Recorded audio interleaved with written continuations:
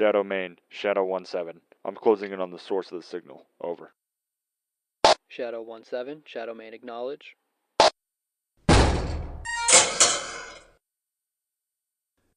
What the fuck?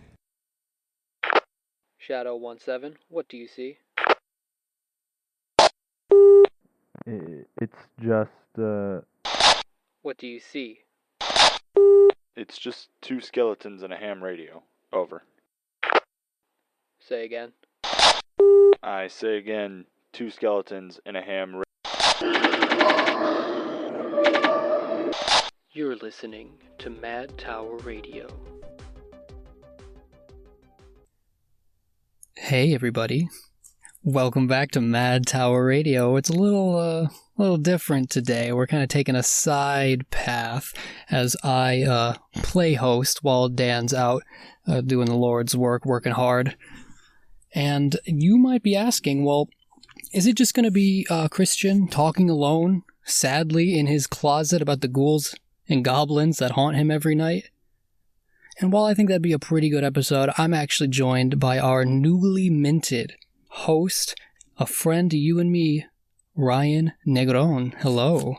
Hello, ladies and gentlemen, hold your applause. Yes, it is an honor to be called back to not only take part in this podcast again, Christian, but to be on the show as a host now for good. Sir. Warms my heart because, like I said before, and every time I was on here, everything spooky, I eat it up. Not just in the month of Halloween.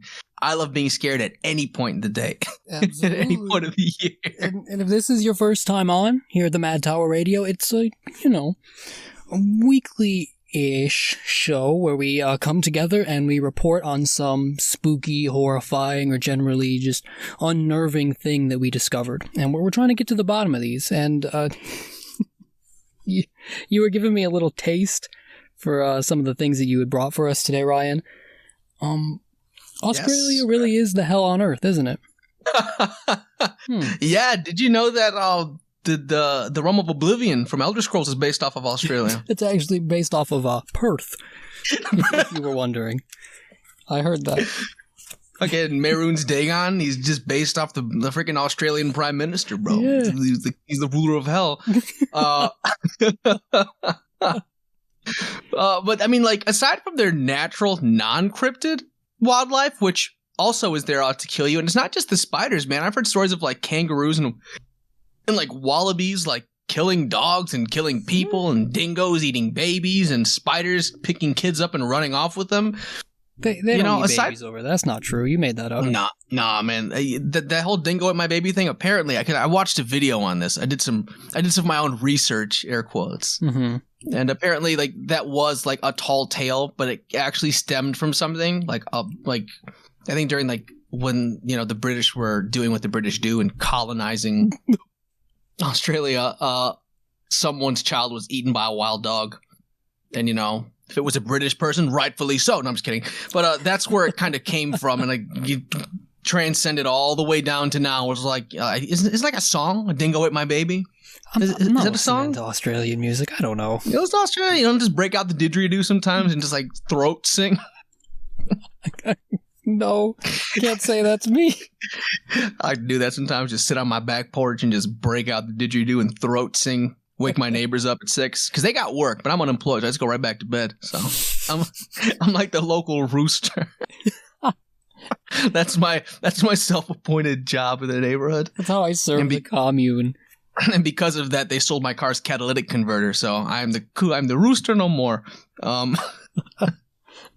So what are some of these creatures you brought for us today? I'm pretty excited. Right. So I brought 2 actually. The first one is called the Bunyip.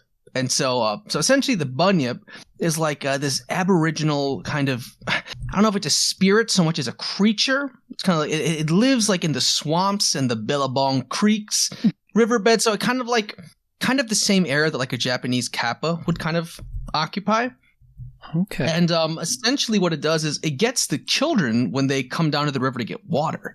So you can tell this is more aboriginal because, like these more metropolitan areas, you're not going down to the creek to get, get a glass fill of water, up, yeah. Yeah, to fill up your water to make ramen, like This is more for people who are constantly by, these streams and these bodies of water. So they said that it kind of has the characteristics of like a bird and an alligator. And I think something that was funny is that they said that it sounds like an emu. So, emus are pretty aggressive, which is kind of funny. Australia did, in fact, go to war with emus. I don't know if you knew that. I heard that they battled to a loss with these birds. Yes. Yeah, the military battled to a loss with the emus.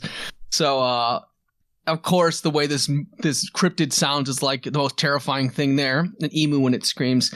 But it says that it has like the body of like an alligator and kind of has these really strong back legs, and it can stand.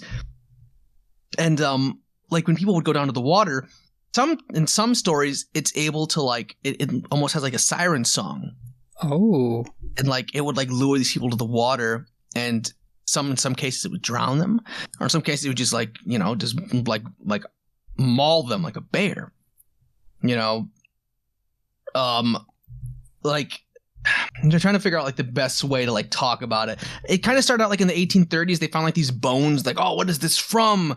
Yeah, it was in like in the Wellington caves, and they were like, this is. They didn't know what it was, so of course they're gonna go back to like maybe dinosaur, this and that, but like the natives of the area, the Aboriginals, were like, oh no, that's like the bones of a bunyip. That's like these creatures that would populate the area, and suffice it to say that these sightings of these creatures are rather rare when you're in a group. It's kind of like Phasma. Some ghosts don't appear if you're in a group. They don't really like it when you're in a party. Okay.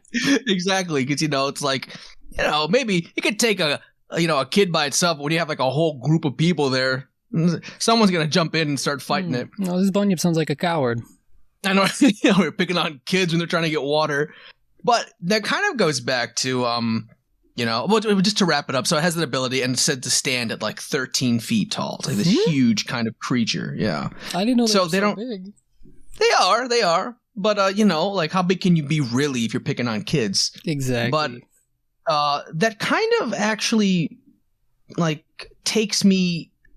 It kind of reminds me, like there's similarities to when like a culture tells a story to keep kids away from doing a certain thing. Oh, absolutely. A tale as old as time. Like don't let the goblin get you out in the woods. Yeah, or, like don't smoke dad's cigarettes. El Kukui will tear your head off. Stuff like that. Classic. A childhood tale that I wish Disney would pick up. Really, come on, Disney, get the Come Kukui. on. El Cantanto looks great, but I want to see a Kukui movie. But so like I feel like this kind of started out a long time ago for these Aboriginal tribes to like tell their kids stay away from the water, because they grow up around, like if you're in the area, you're unfazed by the wildlife that's there. So for us, like in the States, we hear about these spiders and these alligators and these predators that live out there. And we're like, that's terrifying. But to them, that's their everyday life. And especially if you're living in like out in the bush, especially these like natives, they are fully in that world. So their kids may not be as scared of, let's say, an alligator as I would be of an alligator, because I'm just scared of water in general. So they may have had to come up with kind of this cryptid or this creature to keep their kids away from the water. Because aside from being swept off and drowning, there's hippos there, there's alligators, there are these fish that could eat you. There's a myriad of things that could kill you in the water, especially in the waters of Australia. And these kids, being, from Australia and Aboriginal, they're built different. They're stronger than us. Their wills are stronger. So they're not going to be as scared of like, oh, that's just an alligator or whatever. Or like a crocodile or whatever. It's like that's just like, we see that every day. Mm-hmm. Well, don't make it any less dangerous, but they're not as scared of it. And there's been legends of sightings and stuff like that. Like explorers, like back in the 1800s of when they were first kind of going out into that area and they had the ability to, they're like, oh, we saw this creature that looked kind of like a hippo and like a freaking manatee, and it stood up and looked at us and it growled and it sounded like a bird and it went under the water. And we set up camp and it was coming up out of the water close to our camp and going back in. We didn't know what it was. And then there's ones that date even farther back, and those are more Aboriginal folk tales of a wise man of the tribe using a totem to drive it off. So that lends credence to their evil spirit as opposed to a cryptid. it's just something that's really cool. And I had a good time doing research on it because, again, I like seeing these different cryptids from around the world. Like, we have our own here. We have a ton here, and you guys have covered quite a few of them. But seeing some of these, like, what the human mind creates or doesn't create, what do they actually see in these different parts of the world? I know that there is, I think it's in Europe somewhere. They have, like, something similar to a bunyip. And it's like they have an animatronic bunyip in like a dungeon area, but you can't really tell that it's there because it's underwater. So when kids walk by the bars, like they're like, "Oh my gosh, look!" And like the bunyip lunges out of the water at them, for kids. The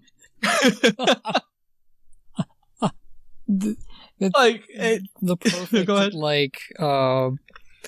the perfect meeting of a lot of things that we like to discuss is like the cultural aspect, how these stories sort of morph and grow into what was originally, like you said, like a cautionary tale or like a piece of their livelihoods just sort of gets twisted here, and a little story there grows into this monster that we recognize today. I love that shit so much. Yeah. Well, like, some people think that it could be a surviving species of like prehistoric animal. It's called the Diprotodon. Kind of like a bear, but they're like not amphibious, but like they hang out by water, and bears can walk through water. So people are like, it might be kind of like with Loch Ness, how they're like, it could be a plesiosaur that's been living in like the loch for hundreds of thousands of years somehow. People think like, since Australia is so unexplored in some areas, there's like, there's maybe a chance that like they live in a cave system somewhere and they come out and they do these things. Like, there's ways to explain stuff away, but I always like to acknowledge the reality of some stories and stuff like that. But I think like my inner child likes to hold on to like, maybe it is some cryptid, some undiscovered thing. Because, there's credence for both. There's, evidence for both sides of the argument. I think we as like a people need to just sort of dispel all that all-knowing cloud that we think that we have. Like, there's so much of this, like, earth, of like the ocean's floor, for example, that we have no goddamn clue what's going on. I'm terrified of the ocean floor. I'm terrified of the open water. I don't mess with that stuff. Who knows what's down there? Like, nothing. I had a panic attack watching Finding Nemo because, like, when they did, like... Don't mean to laugh at your trauma. How did Nemo hurt you? Dude, man, the freaking anglerfish, bro. Oh, yeah. Oh, yeah. Man, I saw that and I knew when I saw that little light, and I like stood up in my chair and I started breathing heavy. My family's like, "Ryan, what's wrong?" And then like right when it showed up, I was like, popcorn everywhere, blood. It was crazy, dude. And like all it takes is one misunderstood, sighting. An anglerfish comes up to sea one day after it dies, and it can turn into its crazy sea monster that we know and love, or like the power of suggestion and the power of fear that can make people see things. Absolutely, I'd buy the bunyip. Totally. No, yeah, exactly. And it's like, especially in an area that people don't really like, that like that native people have lived on for so long. Clearly, they're seeing something. What is it? We're not out there enough, and that's kind of like, there's not enough explorers anymore. I can't be an explorer like the guy from Destination Truth on Discovery TV. Yeah, that don't pay the bills anymore, sorry. Yeah, right. Yeah. He was already famous walking into that. He was like a famous like line of explorers. He had the family bank to do that. Mm-hmm. We just go ghost hunting in the deep parts of the state where we're going to go in December, but... Oh, yeah. We got to talk about that, actually. I know, right? I'm excited.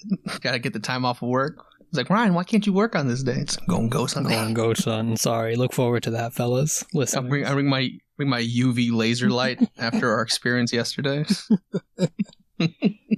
So, but you said the one thing that sticks out to me is the height. You said 13 feet. That really stuck me up.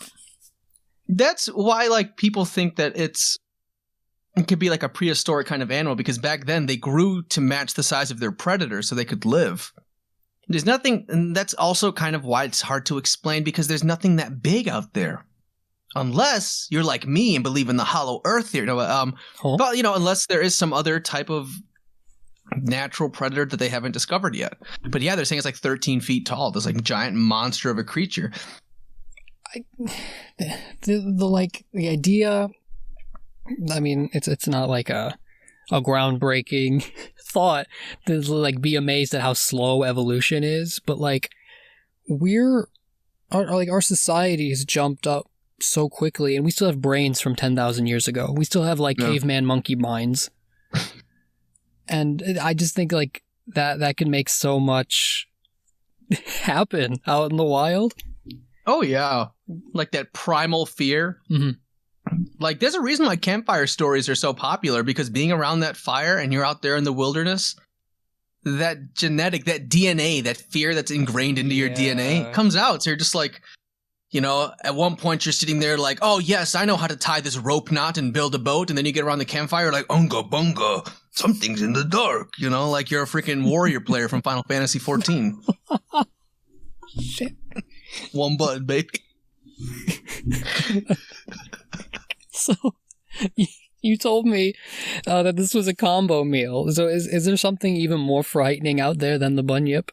Okay, yeah, this one actually like messed me up, and it's called the Namarodo spirit, and essentially, so I discovered this one. There's a game out there called Straya. It's a Unity game, and essentially in this Unity game, you play as an Australian cryptid bounty hunter. And I was watching this guy play it, and I was like, this is bizarre. And it's funny, the bunyip, he did fight and kill a bunyip in it, but then also at one point he's like, oh yeah, and the guy who's playing it's he's a freaking Australian, so he's sitting there and he's playing, and he's like, oh yeah, you know, they got the Namarodos out there, oh these freaking bastards. So I'm like he starts explaining kind of like the history and kind of the story behind these things, cool. And they're terrifying. He's like, they're these long, tall, lanky creatures that fly and they shriek like a banshee. But a big defining feature of them is that they have this extremely long hair, and something about that just does not sit like longer than their body hair. Oh yeah, like I'm picturing something like flowing through the breeze. But it's like it's not like patchy, but it's spaced out. So like it's like this like really long stringy hair, and they fly and they just shriek, you know.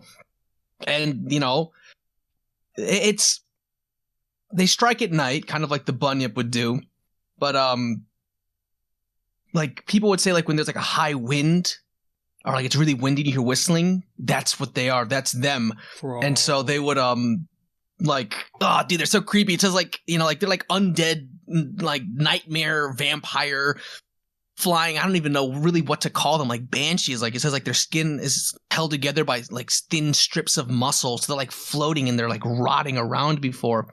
Ugh. But so like they associate them mainly like to like have it make sense to people who are not from that area. You know, it says that they A, attack at night, and B, they suck out their victims' life juices. And, you know, life juices, blood. But the way that they sick their juices out of you is like they don't use their teeth. They stick their claws into you and they suck it out through their fingers. Ooh, that's nice. But kind of like with the vampire, if you get killed like that, you become one. But, yeah. But you said like their flesh isn't all like together and like. Yeah. So it's like a flying cadaver that's just like rotting, and like it's over there just like, you know, fucking picking people up. And again, this comes from an Aboriginal, you know, sightings, air quotes, and tales. And people think that it's mainly that they would say, hey, don't go outside when it's at nighttime, which is great. But also don't go out when it's too windy, because Australia has like dust storms and things like that. Oh yeah, okay. And so they say, oh, you hear that? That wind whipping? That's the Namarodo. It's coming for us, you know. And they would tell them these terrifying tales of it attacking children. Like it was almost exclusively all these creatures attacked women and children. So it's like a good way of like, not a good way, but it's an effective way of keeping people from that select party of people from leaving, you know, during the night. Yeah, some form of like societal control. Yeah. Like, oh man. And like in some like, yeah, like and some people are saying stories of like how like they can kind of change themselves to get close, so they look a little closer to a human, but then they're, you know, by the time you're close enough to see what it is, it's not. Oh, I get like Skinwalker vibes, bro. I don't like Skinwalkers, bro. Are you seeing like what appears to be like an upswing in weird Skinwalker, Wendigo, like memes and cultural presence online lately? Yes. I was actually going to bring that up to you. I feel like the Skinwalker's hot right now, and I don't know what's going on. It's, I think it's, at least for me, like they're terrifying, you know, like that paired with good storytelling. Oh yeah. You know, like those can be really like terrifying. But I don't know, man. It's these YouTubers, I'd say. There's like this guy, like Darkness Prevails and Swamp Dweller, and like these guys who read like scary stories on their YouTube channels. And their most popular ones are Skinwalkers, bro. Just something about like them saying, "Oh, there's like a dog with human eyes." Yeah, it's so like quick, and, like emaciated. Yeah, and it's just like, again, like you were saying, there's like a primal fear that comes with that, like something just being off or wrong, especially for people here in the States, where it's like you were saying, we think we have everything explained. You know, we have technology and all this stuff. We're like, there's no way there's something like that doesn't exist. Well, the Navajo saw something. Understand, yeah. Exactly. And it's like, you know, and they discredit these stories because like, oh, well, that's just like, you know, old Native Americans talking. So are you like saying that they didn't see something? Were you there? No. Well, their ancestors were. Did you? Your ancestors were in Europe. Like building castles and shooting rocks at each other, dumbass. Yeah, like they're out there. Tenochtitlan had a full irrigation system. Yeah. But you know, like that's like, you know, we don't know everything. Again, like, you know, like we just don't know. And I think it's cool to accept, and it kind of makes life a little more interesting when you accept that there are things out there that we don't know. There's a little bit of like adventure and mystery kind of left, you know? I mean, I'm in that. Like, in my heart, I really enjoy that sort of adventure, but sometimes it gets a little too close to me. Well, you lived some of this stuff. There's a reason why you don't like certain cryptids. I don't want to be that douchebag, but did you listen to our personal hauntings episode? I didn't. I have that queued up right now, though. Well, I literally have it queued up for when I go for my walk. I saved one in my pocket. I got a pretty scary personal experience with a Skinwalker scare.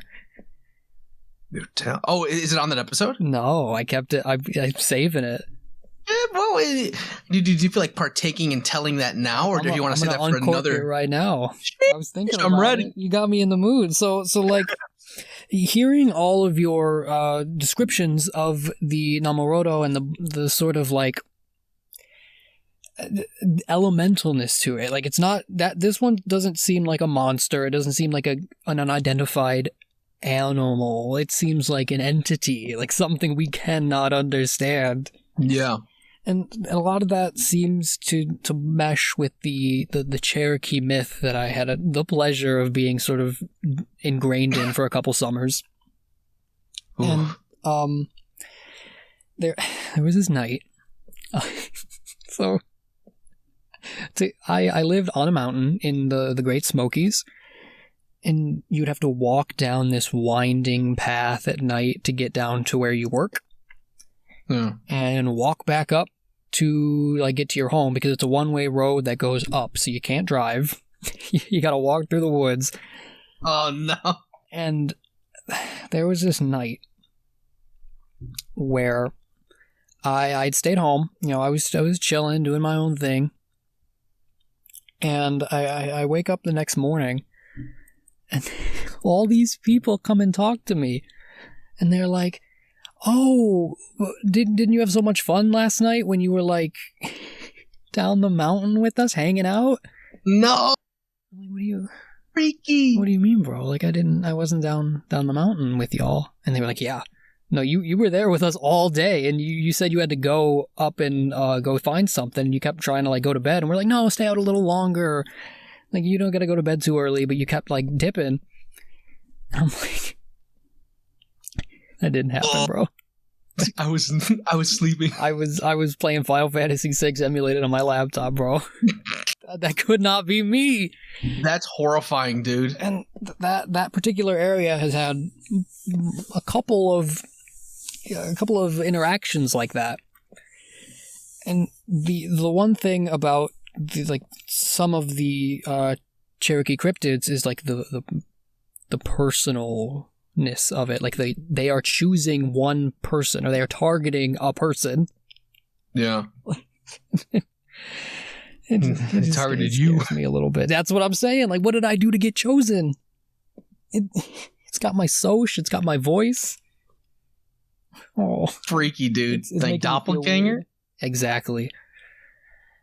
Because what was it? Because like skinwalkers can't pull off a perfect human. That's a doppelganger, right? The doppelgangers are the ones that are so good at doing it that they could be you and nobody would know. There's a number of sort of form-changing creatures in Cherokee myth. One of them is an imperfect imitator. It's the spear finger, who can pretty much perfectly change, but one finger is super long, and that's what he uses to suck out your liver. Well, a lot like the Namarodo, actually. Yeah. And all this shit makes me scared, bro. I don't want to go outside. Bro, in those ancient areas, those like old dark, like what was it? The dark corners of the earth, bro. There's stuff we don't know out there. Who knows, man? That's why stuff's scary. That's like, and people see it. Like you had that, that one story I told, the giant of Kandahar, a bunch of Green Berets saw something. There's stuff out there we don't know. There's some pride you got to get rid of, I think. And I think a quick paranormal scare will really do a lot to get rid of that pride. Absolutely. Because when you're faced with, that's kind of like, you see it a lot in H.P. Lovecraft stories. And yeah. It's the protagonists or these people who encounter these things get their mind broken, and it's because their ego breaks. Like everything that they thought was real, or what they had assumed to be set, gets turned on its head. So like you're saying, the pride that we are the only like really species capable of creation and stuff like that, and we do these great things, and then there's like that one thing out there that we can't capture or we can't contain. I've heard of people going crazy out at sea just because of the vastness of the sea. Like people go out there and like their mind just breaks because they're like on a boat and they look out and it's just nothing for hundreds of thousands of miles. Yeah. I had a relative who was in the Navy, and they said that they're like, we had a guy wake up and just start screaming one day because he just looked out and it was just the infinite blue. And that's what he kept calling it, the infinite blue. Bro. No. He had like a full on Lovecraft moment. He's like, I see the infinite blue. Yeah. I can't, he just can't take it, and his ego busted, like this, and this is a guy who's trained in like a branch of the United States Armed Forces, and he lost his marbles. He failed a sanity check, like Bloodborne. Yeah, he had too much insight, man. He saw what lurked beneath the waters. That's another creepy thing. This is totally off topic. I saw this video where this guy was, I think it was during World War II or something. This U.S. ship was in like European waters. And at one point at night, one of the bosun's mates on the deck said, come over here quickly, there's lights in the water. And everyone ran over to look, and I was like, oh, it's just, like some type of like bioluminescent fish. And we knew about those at that point. This guy's like, no, that's not what it is. There's faces. And like even the captain looked over, and there were faces, human faces floating by in the water. Fuck that, bro. But they were illuminated. And they just floated by, and like you would look behind the boat, and there was this string of these lights that were faces just kind of following the boat. And people were like, that was the ghosts of like the ships, of the sailors of the ships that, this particular destroyer had sunk, following them, or it was like, mermen or merfolk, or it was like, water banshees. And I was like, what with the water, man? Like every once in a while I leave the recording and I got like a stomach ache. I'm just like uncomfortable. Got a stomach ache from all. Yeah, and I'm trying to go cold weather camping this year, and I'm gonna walk out and look over the tree line and see myself looking at me. Oh my Dude. god. So we got to get those blessed blades, bro. Like a Bowie knife that has like Psalm 2 or something on it. I don't know any of the good Psalms, but Like Psalm 2. it's like a 10-page Psalm. Just have it written on the knife. My grandmother got me a crucifix from the Holy Land. From like Bro. Jerusalem, bro. I'm packing that thing on me when I go out. The boy has the combat cross from Castlevania. I got like the +3, yeah. Oh my god. You just jam it into the not Christian's chest. It's like the not deer. Oh, have you seen Over the Garden Wall? Hell yes, I have. That monster, I think, is such a good interpretation of that unknown thing out in the woods type story. The Beast. Oh my god, he gave me the Beast gave me one of the worst nightmares I've ever had in my life. Oof, I could see that. Like I was working reception at this some bodega or something on the street, right? Yeah. And it's just the Beast sitting outside across the street looking in. And like nobody came in. It was quiet. It was alone. And like I knew that he knew that I had to leave to get out of work eventually. And it was like a real time, 5-hour dream of him just like, you gotta come out sometime. Bet. Oh, Jesus, bro. I rest to gain strength, not to have the visions. I hate this. Dude, that stuff. And he was terrifying. Oh, yeah. Like how he would sing. Yeah. And then finally when you saw how his body looked. At the end, yeah, they finally give it up. But they take, 11 episodes to really build that imagination in you and to really get your juices going. Yeah, it wasn't anything I expected. I was like, oh, is he like a lizard or something? And it was like faces, just like screaming faces. A body made of screaming faces. And that's what came to mind when you told me about the hell ship. Yeah, right? The faces in the ocean. No. Man, like I hear these stories and it's always just like, I don't really want to go out there, do I? I don't really want to go camping, Ryan. No. I don't really. You say you do, Ryan, but you don't really want to go. I do. I want to see some of that shit. Me too. I'm gonna have my freaking all I need is that UV light, bro. I'll banish them back. Man. Oh, from Devour, yeah. Yeah, they banish them. How good the useless ass thing against good old Molly. All I hear is Pat screaming in the distance. She's coming. I'm glad you sort of played both sides of the story for these cryptids. Like one of them, you had provided like a pretty solid like cultural or maybe zoological explanation for them. Yeah. And the other one's just who the fuck knows about the human flesh chandeliers that come and scream at you. Yeah. But you're telling me that this finger proboscis vampire has like hair longer than its body and it's gonna infect you and what culture breeds that? Who made that? And you're telling me my hair will grow back and all I have to do is get bitten by the Namarodo? Just show up, be like, hey, I'm out alone. Oh no. Pull up back to the house wearing your same clothes, but your skin is falling off. Hey, what's up? My hair's back. Yeah, I got hair now. It might be worth it. Listen, well, good thing you bring that because today we're sponsored by Keeps. Keeps is a hair loss. I'm just kidding. No one's ever going to sponsor me. It's fine. No, it's okay. I'm not mad about it. It's going to happen. It's going to happen. Listen, this could be your slot right here in between the hair loss jokes and me crying about the nightmares I had. This could be your slot. It'll be a nice little upkick. It'll change the tone for a bit. Then we cut back and it's just Christian crying for another 10 minutes. I'm just kind of like not responding and like just sobbing a little bit, thinking about it. At one point in when we were playing yesterday, because I was, told you they're listening, we play games with our friends and I record some of it. And I was going through some of the footage And at one point you do, man. At one point, like, you're like, she's here. And you're... I'm just like, is somebody crying right now? You just gotta let it out a little bit. You gotta release the tension a bit. That game's terrifying. That game's super stressful. I guess it's like, it's an important question. Like, what do you do under fear? How do you handle that? Oh, I've only been in a situation where I felt like I was truly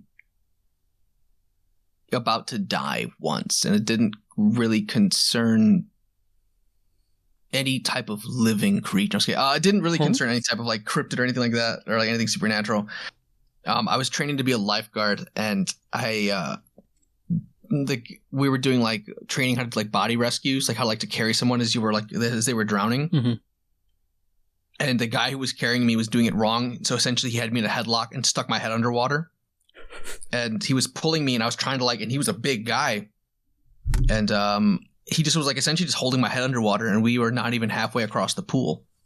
So to answer your question on how I go when shit hits the fan, I guess I just kind of go a little nuts, and I got angry. I just remember being really angry, and I remember like my brain was saying like, "This is how you're gonna die," and like I just remember like I almost said sinking my fangs. I remember sinking my teeth into the guy's arm, and then him like pulling off away from me, then like coming out of the water and like grabbing him and like pushing him back into the water, and like, what's going on? That's exactly what I want, bro. I'm the flight, you're the fight. It's perfect. Like, you get mad, bro, I just cry. You run away, I just charge right out. Exactly, that's perfect. Ryan wrestling with not Christian in the tree line. Yeah, just go punch him. I'm just gonna like cry and give him my wallet. Like a little weenie. It's funny because when I went to I interned at a theater company, and I got in an altercation with a gentleman who was supposed to be fixing the floors of the intern house we were living in. So he kept leaving nails everywhere, and he blocked the door so no one could leave. And I started yelling at this guy. I said, "Hey, can you move?" He said, "Hey, man, fuck you, blah, blah." And I said, "What did you say, mother man?" And so I started going at it. He wasn't ready for that. And eventually he just got in his van and he left. From that point on, bro, they said, "Oh, Ryan," because there were multiple Ryans that worked there. Which Ryan? I was Ryan, the aggressive one. The berserker. The berserker. That's Ryan, him. the berserker. I grew up my facial hair so I could like braid it like a Viking, bro. Just did a bunch of ketamine before I went into battle, just like the berserkers did. I'm glad I've got you by my side for the haunting. That's going on. I know, right? I just bring my hand axe. But, enough about Ryan going absolutely insane on some guy who was leaving nails in the driveway. What do you got for me? So I heard a little extraterrestrialness on the wind. Yeah, I was hoping to sort of pick and claw and try to come to some understanding, because me and Dan have a well-trodden reputation with extraterrestrials, and sort of like our opinion and mild skepticism has been pretty well documented. But I don't know how you feel about the lights up in the sky. What's your deal with the aliens? So it's hard for me to wrap my mind around, and as odd as it is, extraterrestrial, because I feel like there's so much terrestrial stuff that we don't know that may explain some of the air quotes extraterrestrial things. If I did believe in any type of extraterrestrial, it would probably be of the Lovecraftian style, like of something that is not, because like we have a habit of looking at aliens and making them humanoid and humanizing them. Absolutely. Yeah, like the Greys. It's like, oh, it's just a little human with a big gray head. It's a dude. Like, yeah. It's like I'm more of like, I would believe it more if it was like, a Lovecraftian thing, which is a bunch of tentacles and eyes and it has no consciousness. It's just like feed. But I guess to answer your question, long story long, it's harder for me to accept an alien, like extraterrestrial. Like it's just kind of like, where would, like, why haven't we seen more of them? I know that there's explanations as to why we haven't, but why isn't there more of we have satellites up there. If and people are getting abducted and we're seeing these lights, how come nothing? Sure, the government could be hiding it, but it's like I'm sure someone like a weather satellite picks something up. Like that's why it's kind of hard for me to be like, people are saying there's like, oh, there's full blown fucking like there's a spaceship flying over, Manhattan. Well, and then nobody saw it. With like 70,000 teens on TikTok recording as we speak, and not one of them got it. Exactly. And that's a perfect way to say it. Everyone's on their phone nowadays. How come we're not seeing more alien sightings? Okay. I didn't know you were so firmly in the skeptic category. That's interesting. I like to believe, I kind of like you were saying, I like to have that part where it's like, but maybe. So I'm always open to being converted. And that's always like the fine line we have to walk, I think, as somebody who talks about conspiracies, who talks about monsters and aliens, that I want to express some kind of interest, but not always like, oh yeah, dude, y'all just gotta wake up one day and you're gonna see like the Trisolarians coming in and then talking to me through my microwave. Like I've gotta walk that line somehow. Yeah. But today, I don't know if this is getting my stamp of approval, but I just love this story so much.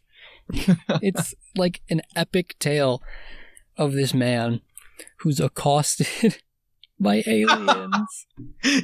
Accosted? Wait a minute. That's the accosted word I'm means gonna multiple use. times. Mm-hmm. So I think it's best to just dive right into it. So it's a cool winter's night on December 23rd, 1978. And Pierre Zanfretta is a security guard in northern Italy. He is tasked with making rounds at a bunch of houses that are like abandoned or waiting to be picked up and purchased, And he's doing his rounds, and he arrives at one of the houses that he knows is empty and sees that there's lights and that there's something walking inside of the house. And if I'm this guy, I'm thinking, oh, great, there's some fucking kids or someone broke in and is making a mess of this property. Yeah. But he pulls up to the house to begin investigating, and his car starts to die. Like the engine cuts and the electricity, it's not working. And he steps out of the car to investigate, and he sees behind him what he describes as a huge green beast with yellow triangle eyes looking at him. Huh? It maybe reaches out to touch him, and he, very obviously runs away and doesn't want to fucking deal with it. And he describes this massive spaceship flying over the house and, quote, blasting him with a heat ray. Now, sorry. There's certain parts of these stories that me and Dan have visited that it just completely runs off the rails. That's got to be a heat ray guy with it. Classic heat ray. Has to be. So the reason I find this particular moment so interesting is because he calls, the cops. He calls his coworkers and tells them about what happened. And they arrive and find out it's, late December, but the top of his car is really hot. Like, for some reason, there's heat all over his car, and 52 other people that night describe seeing strange lights in the sky. And there's this unexplainable, 9-foot horseshoe-like pattern behind the house in the backyard. What? Like, something landed there and then took off and left that imprint in the dirt. Yeah. So this is the first interaction that Zanfretta has with these aliens. And, that's a pretty, I would say, stock standard abduction story. Yeah. Just the lights flash, something happens, and they're gone. Wait, so did they take him though? They don't No, right? take him yet. They took his car. They took his Subaru. he says that first off, the media and the community really attaches themselves to Zanfretta. They're very interested in this story, and it feels like the whole town buys into it because of the multiple sightings. You know, that energy, that spookiness gets out. And they take Zanfretta and they give him a public hypnosis interview. As one does. They're like, we're going to test you live on like the news channel to see if you're telling the truth. Now, I'm going to put this in the description. Ryan, you can watch this entire interview on YouTube. Oh, please, yes. You can see the whole thing. And I will invite anyone to go and check that out, because he describes like being in contact with them. He describes all of these interactions that are eventually going to happen.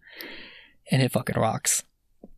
I'm gonna watch that as soon as we're done recording this. I love stuff like that. The conviction, like we speak about it a lot on the show. Like there's a certain energy that someone will give you, and it's hard to call them on their bullshit when they're giving you that level of commitment. Like it's like people who go through stuff though, you know, like someone has a near-death experience and they talk to you about it. They're not gonna be like, yeah, well, you know, almost, you know, fell out of a plane. Just like, you know, I fell out of it, and you know, I felt my life flash over my, and like, but they mean it, not like in that memey way. So my life flashed from my eyes, you know. Yeah, it's like reserved conviction. Yeah, and he's serving a lot of that in this interview. And 3 days after this video, he is driving through a tunnel in northern Italy, and he sees a light flashing at the end of the tunnel, like blindingly bright. My gosh. This man is now a veteran of abductions. He calls into work and he says, hey, there's a light at the end of the tunnel. Something fucking crazy's happening. I might be getting abducted again. What many times, how many employers have had that? And it honestly happened. Just like, yeah, I'm about to be straight up abducted by aliens. This man had the wherewithal to be like, I'm not coming into work today, bro. Something crazy's coming down this tunnel. And he describes, you know, the light overtaking him. And then they find him, like they go see what was happening, obviously, like his friends. They're like, oh, that's the dude who's like friends with the aliens. We got to make sure he doesn't do anything crazy. And he's found like on the side of the road, completely dry on a rainy day. Mm-hmm. And his car's hot again. The same like heat on the roof phenomenon's happening. And wild. He describes a conversation he had with them. He expresses that he was seemingly like interviewed by them. Like they spoke to him through this glowing orb to like translate their speech. And that they were the Tetonians of the third galaxy. And that they would be back. This was just like a first meeting, but there would be more of them. Like expect visits. And that's crazy. This is where it starts to turn. Like I start to think, oh, like maybe something unfortunate's happening with this guy's mental state or something. Yeah. Because he was reported saying like they're gonna come back, and this time they're gonna keep me. Like they're gonna take me. That's never good to say. Mm-hmm. Like one alien abduction. Oh, haha, it's a cute story I tell at the party. The second one, you're like. Maybe it's a little more serious, a little more weight behind it after it happens a second time. I need like a CAT scan or something. Like, I gotta see if like my iron level's good. I think I'm hallucinating. So there are 3 more I'm about to describe to you. He goes on to have this series of fantastical abductions. But it's 1978. Like, I've never heard this story before, but it feels like such a frequent, such a colorful story would like it would blow the whistle on this whole alien thing, wouldn't you think? Yeah. Like I wonder, like you said, if this is such a common phenomenon, if this is such a, you know, remarkable thing, where the aliens at? Yeah, it's also like, it's not like they're in the middle of the desert. Like, yeah. People could be like, I mean, even if, you know, even a homeless guy could just be like, oh yeah, I fucking saw something happen. I just, there, as these stories, you know, come out, and I think, touching on what you said earlier, I believe UFO sightings have gone down in the last 20 years as cell phone cameras have become more prevalent. Yep. I think there's like hard empirical data to show like exactly what you're saying. Because the quality of these cell phone cameras now is staggering too. It's like not like, you know, it's Bigfoot. You got that like grainy, JPEGs, blurry. yeah. Yeah, it's just like you have like a nice camera. Like if you're gonna get a shot of something, it's gonna look nice on that phone. There's just no way. I think if people think there's this worldwide cover up, I don't think I can buy that. Takes so much. I think so much more resources than there's available on our planet to do something like that. You know, like even like let's say for example, even these extraterrestrials were part of the cover up. Humans are nosy, and like you said, we have recording devices everywhere. So unless they exist in some different wavelength or something, and that we cannot see. You know, like that's the one. Yeah, that's the one that might get me and be like, oh, you know, these are like helium aliens, and they don't even like see light. I mean, I can believe that one. Yeah, but just like, and also with stories like this, it's always odd because, you know. And like even in this, like how you said he was accosted, not once, not twice, but 5 times by these extraterrestrials. It's very self-centered. It's like not like how I mean, like in the way of like it's all about me. Mm-hmm. It kind of is. It's like at this time they didn't. Why did they choose you? You know what? Why wasn't anyone else? Exactly. It's like, you know, I've read abduction. Like stories and stuff like that. People are like, well, it's because my mind was open. Well, what does that mean? Does that mean that you have some type of you walk in believing this, so it's easier to believe things are happening? You know, because if you believe something, you're going to see it. You know, if you stare, like for example, I'm terrified of the ocean, and I know that if I look at the ocean on a black night, I will see something. Exactly, because I'm scared. Exactly. And I have the power to suggest and make myself see something and experience things. It's kind of like a panic attack, you know, where nothing's really happening, but you're so scared that your body is saying you're dying, and your heart is pounding. And there are these physical reactions to things that you believe that aren't really happening. So it's like, I'd really be really interested to know what his mental state was prior to this, like in his own private time. What did he believe prior to like all of this happening? I don't have any sort of background information on like what his life was prior, but I mean we've got an hour of footage, and you could see something going on with this guy.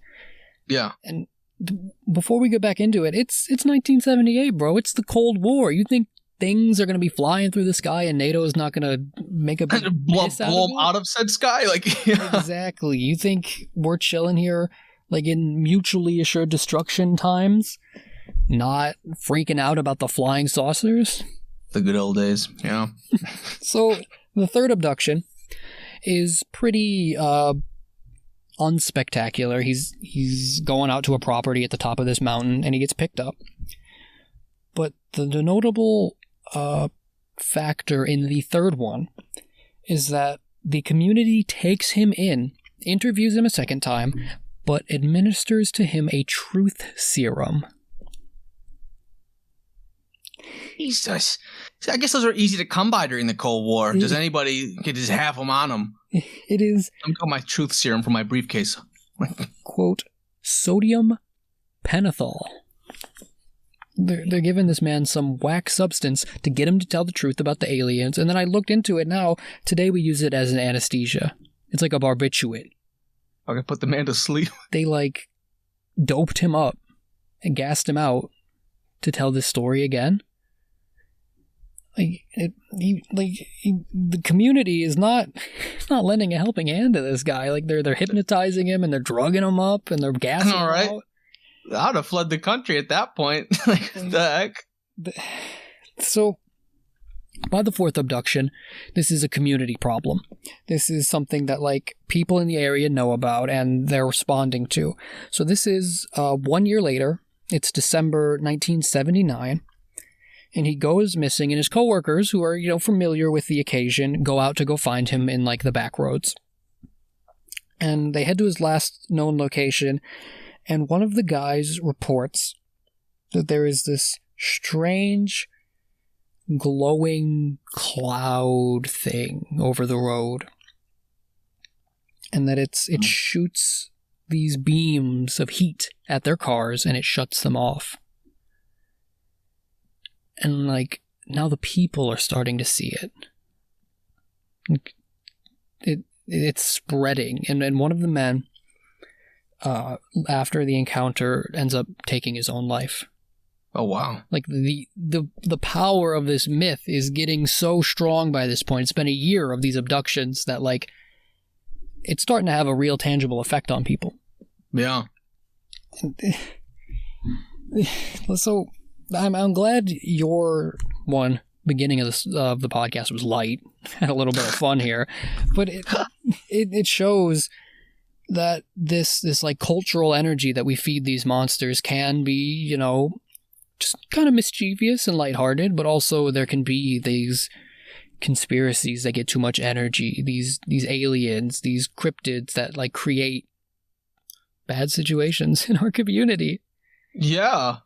And the last one I'm going to leave you with, it's a pretty good like end cap for his abduction story. There are about 11 that he gave examples of, but I picked the 5 that were pretty exciting for me.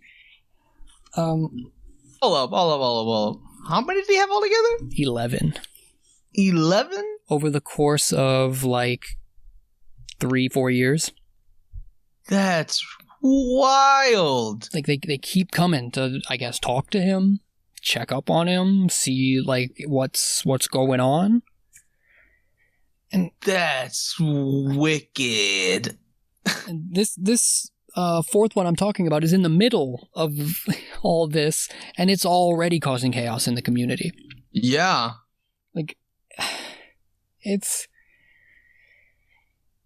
kind of bums me out almost to talk about it, but it's such a big, like, event. Usually, like you were saying, it's settled into one person. Yeah. It's about like their personal experience, or ones that we've heard in the past have been like one guy is convinced that he's getting picked up at night.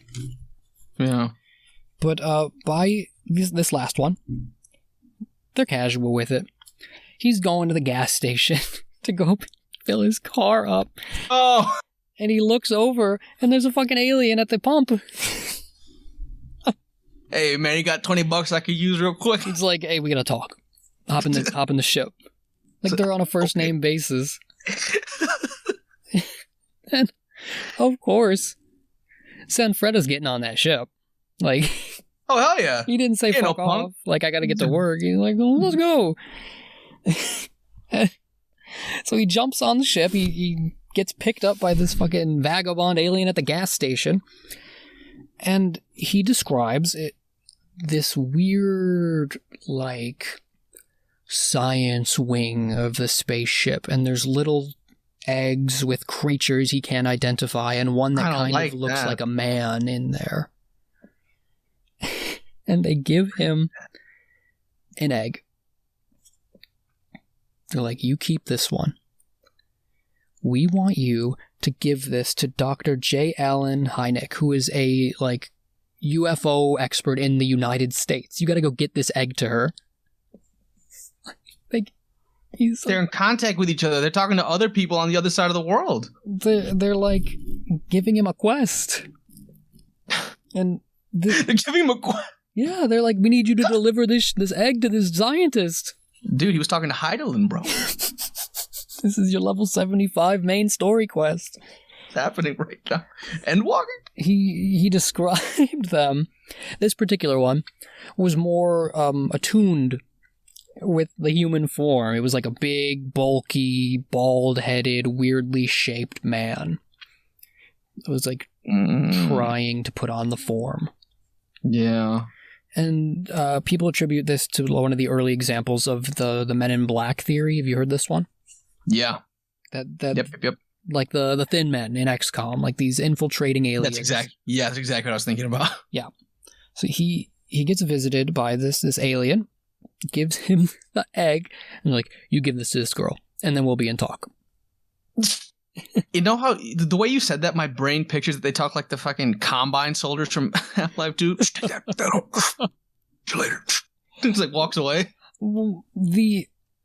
Earlier in the story, he says that they communicate through this glowing translation orb. I don't know if this dude had it in his pocket at the gas station. My man. Or if they just like had learned English from all the like classes they'd been taking with this dude. He hadn't picked up all the time. Maybe he taught them or Italian, I guess. Shit.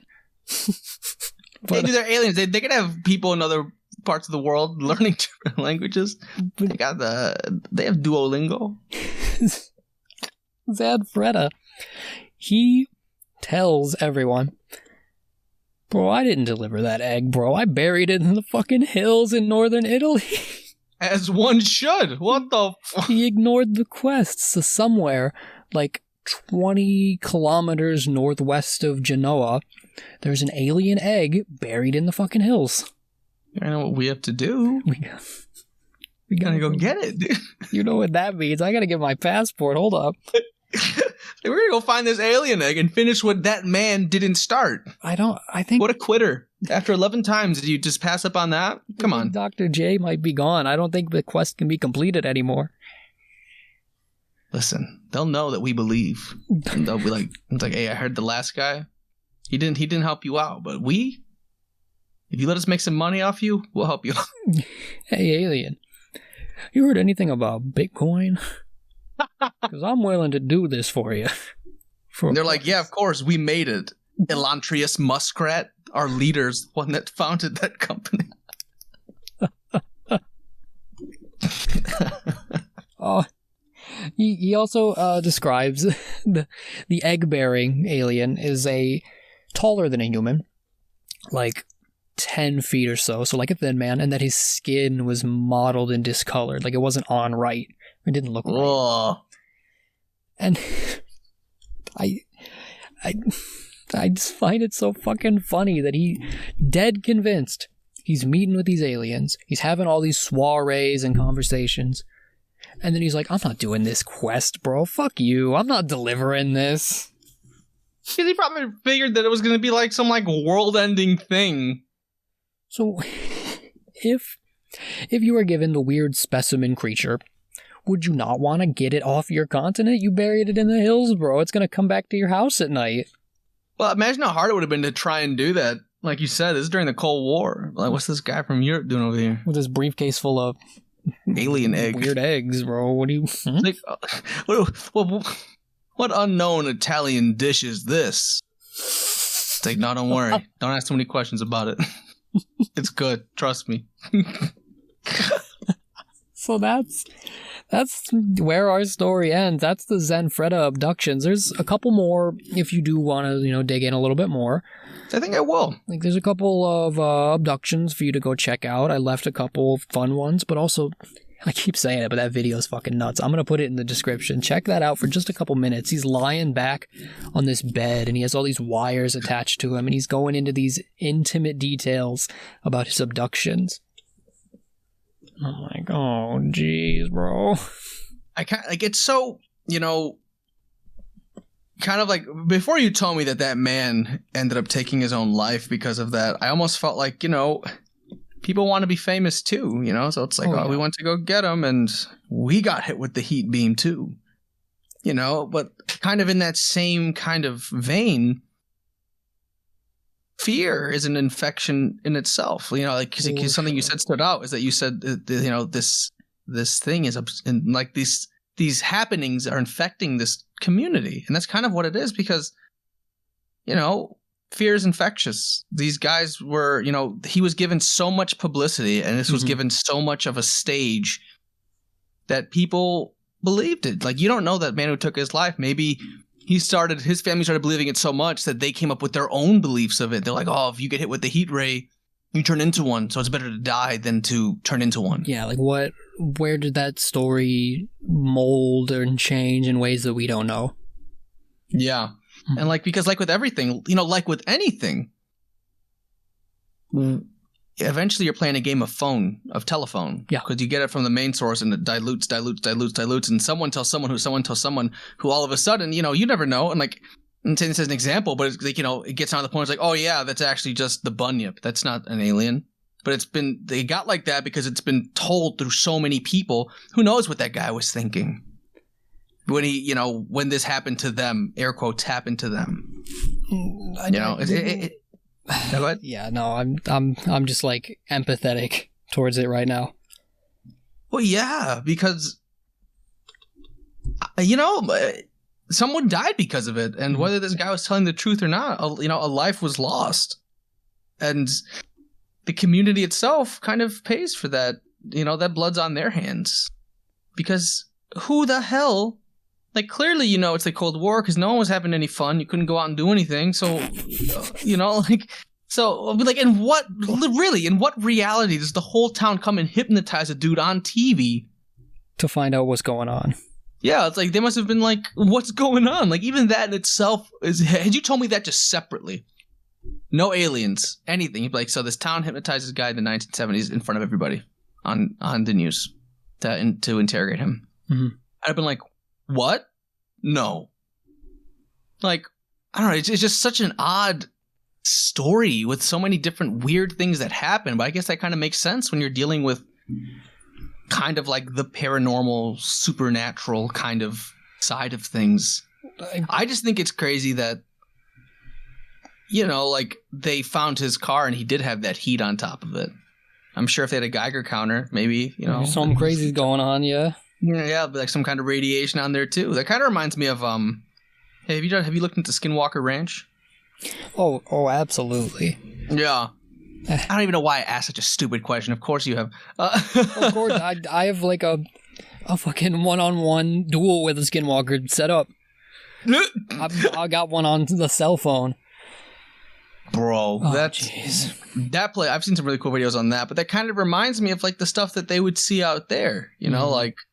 To play the other side of the fence, when they were out there and you had these skeptics out there and we see something standing in the woods. We see these lights in the sky. I remember one that really freaked me out was they would see this blue orb shoot up, and when it got close to you, you'd start freaking out, infrasound, just panicking for no reason. Mm-hmm. And then it would just float past you and then disappear. The thing I didn't want to do, I don't particularly want to put any blame on Pierre Zanfretta. He seems to be sort of a victim of the community in this. There's so many quotes and sources you can find digging into this of scientists giving him the check, saying I heard his testimony, we ran these tests, he's got perfect bill of health. Something strange happened to him, and I cannot explain it. And so many different people had to fail in order for this story to continue to grow. Yeah, it became its own beast. Mm-hmm. Mm-hmm. It kind of got away with itself. It's almost like, what is it really? I'm trying to think. I just saw it, but I can't think. So I'm just gonna default to Warhammer. Mm-hmm. In the Warhammer 40,000 universe, these gods that exist in this ethereal space become real when enough people believe in it.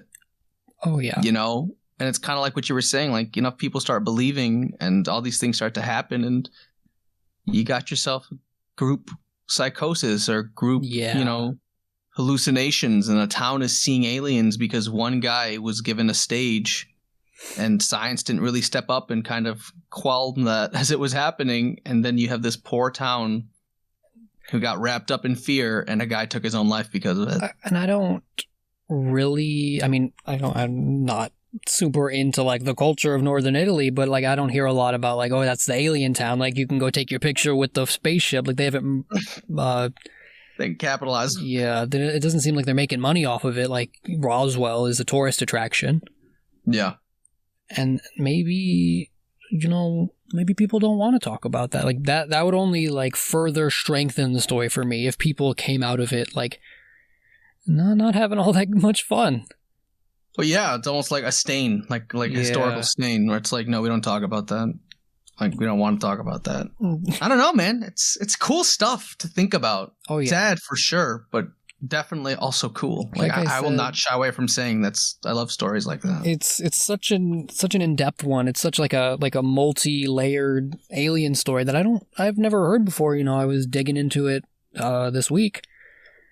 And yeah, I hope you had a good time. I hope you liked that fucking depressing alien hunt story. All right. You step into it thinking like, oh, this is going to be like some loony stuff and fucking dies. I was researching it and having a pretty good time. And then I pulled up to the mic and I was like, oh, geez. Fear's crazy. Fear will get you. Did you ever see the movie Horse Girl? Yes, I did. That was a really good movie. Just like that. Like if you... It can run wild and bad things happen. Yeah. That movie threw me for such a loop. Alison Brie is such an amazing actress because I was introduced to her through fucking Community. Oh, yeah. And then, I saw Glow. And then you see Horse Girl and I was like, she really has such a wide range of acting capability. Because Horse Girl was just like totally out of left field.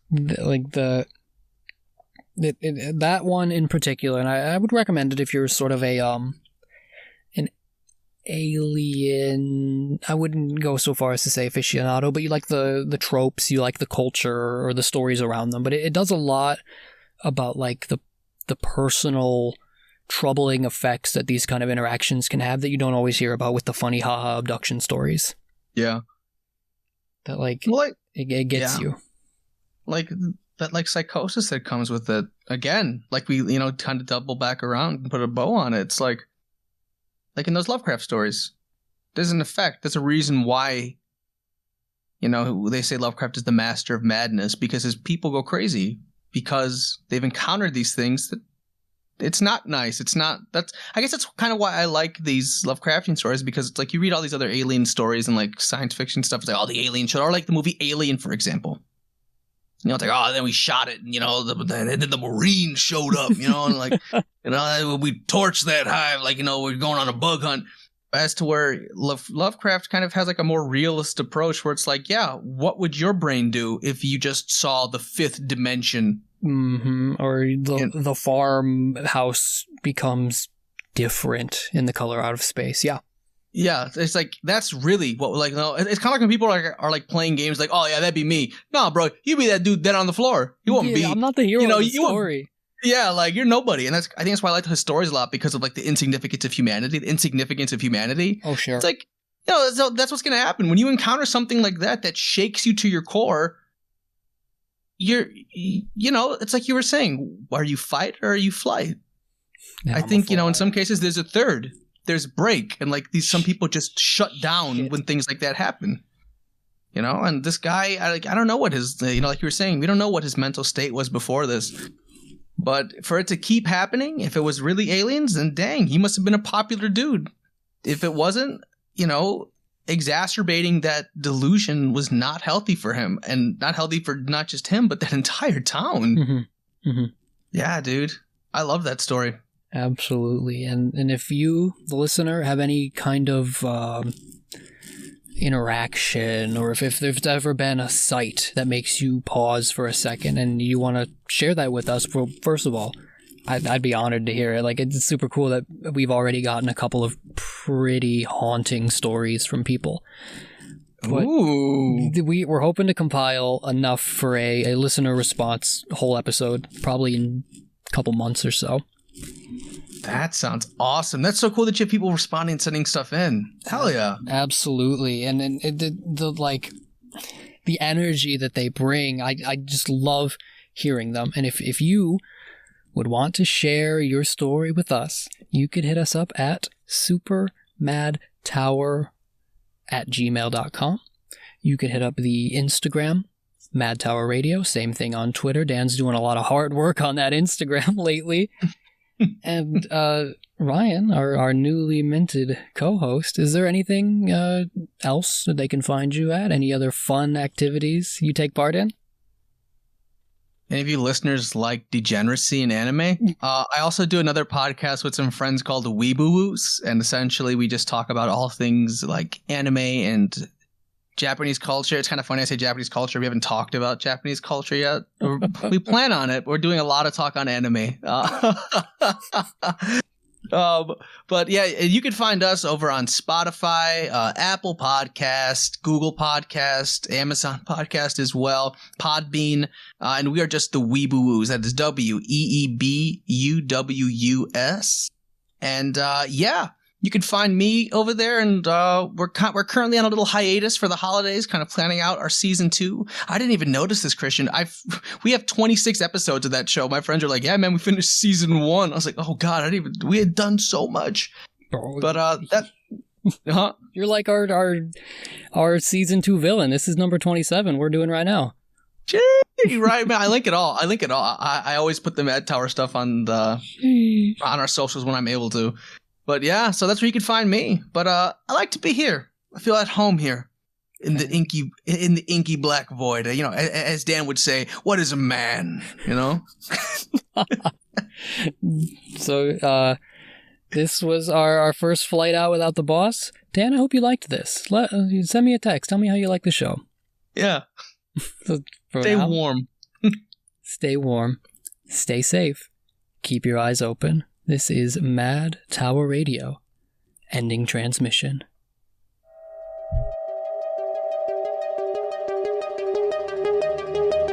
A frequency beyond space and time.